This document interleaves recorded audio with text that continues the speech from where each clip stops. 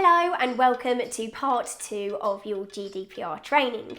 In part 1 we looked at the aim, intention and purpose of GDPR. We also looked at the principles of the Act and lawfulness in terms of holding data and how to report any breaches.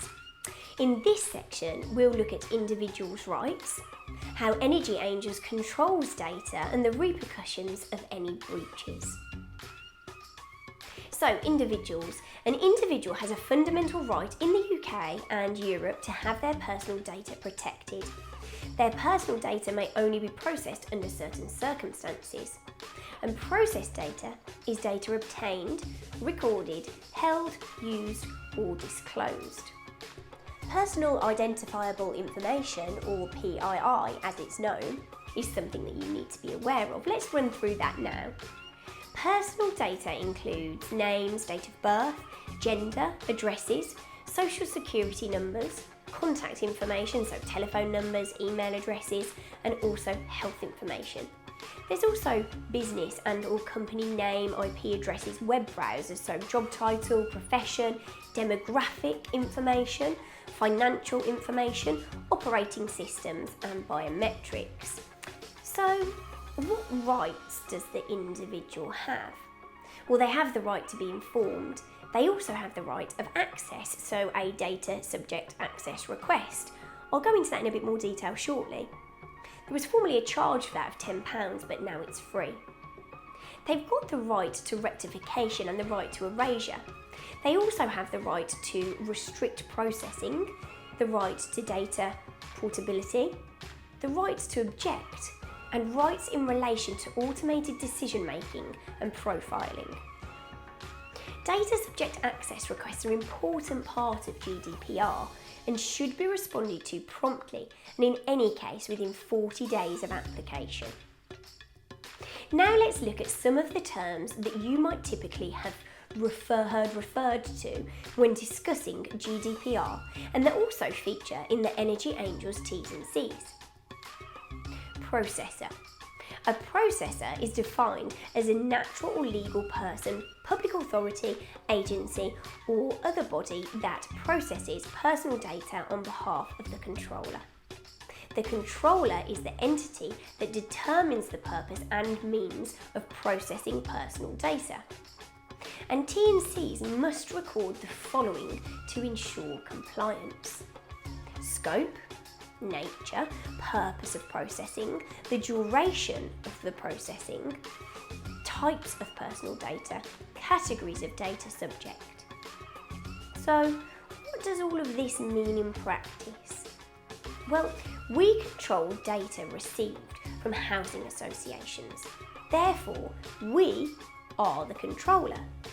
We pass this information on to Spark or Utilita to be processed. They are the processors. Now, the processor becomes the controller once the tenant becomes a customer of Spark or Utilita.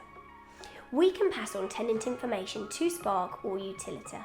The tenant does not need to provide us with consent as the data is being processed or used for legitimate interests. In this case, the house moving process. However, asking consent is good practice. Legally, this is known as fulfilment of the contract between the tenant and the housing association. And data sharing is permitted by GDPR in this instance, as Spark or Utilita will be entering into a contract with the tenant when they move in. Now let's look at Data Protection Impact Assessment, or DPIA. A DPIA is a way for the organisation to systematically and comprehensively analyse their processing and help identify and minimise data protection risks. The graphic to the side gives you a little more information. Let's look at that together. Identify the need for DPIA, describe the processing and consider consultation. Assess necessity and proportionality and identify and assess risks. Identify measures to mitigate risk, sign off and record outcomes. You'll then integrate those outcomes into a plan and keep under review. Documentation to include information on security, compliance, risk register, data register. employee policy set by HR and a handbook, business T's and C's, and service agreements and business plans.